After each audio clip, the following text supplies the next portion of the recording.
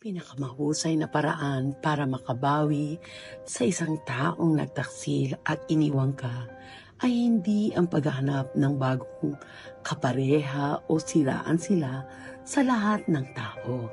Sa halip, dapat ka mag-focus sa paggawa ng tatlong bagay na ito. Kung gagawin mo ang mga ito, ikaw ang magiging ultimate winner. Una, itigil ang pagbibigay pansin sa kanila dahil pinili nilang pagtaksilan ka. Kahit anuman ang kalabasan ng buhay nila, maayos man o mas masaklap, kaysa sa buhay mo ay wala nang kaugnayan sa iyo. Ang dapat mong gawin ay kontrolin ang iyong sarili.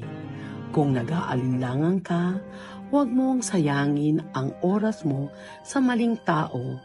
Tandaan mo, ang pinakamataas na uri ng parusa ay katahimikan. At ang pinakaeleganting paghiganti ay ang hindi pagpansin. Pangalawa, tanggapin ang lahat ng nangyayari sa paligid at sarili. Lagi mo isipin na ikaw ay mahusay at ang kanilang pagkabigo na pahalagahan ka ay kanilang kawalan. Yung feeling na hindi ka nawalan ng isang importanteng tao habang nakamove on na sila.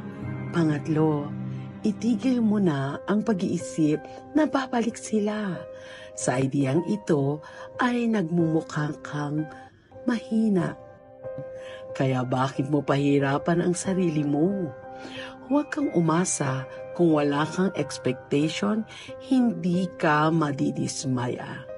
Kahit masama ang loob at hirap mag-move on, kailangan mong tanggapin na naka-move on na sila.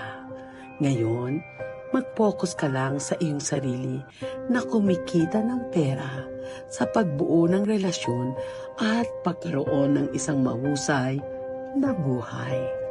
Yon ang pinakamahusay na paraan upang ipakita sa kanila na ikaw ay maayos kahit wala sila. Isa po ito sa nakuha namin sa internet na itinranslate ng ating team. Mag-usap tayo, Mr. Jason. Napakaganda po. Although para po sa akin, walang dapat isama ng loob, walang dapat paghihiganti, and let the God decide. Dahil po tayong mga tao, kahit anak mo, kahit pamilya mo, kahit sino pang mahal mo, may kanya-kanyang pag-iisip. At kung nasaktan ka man, yun ay just passing on.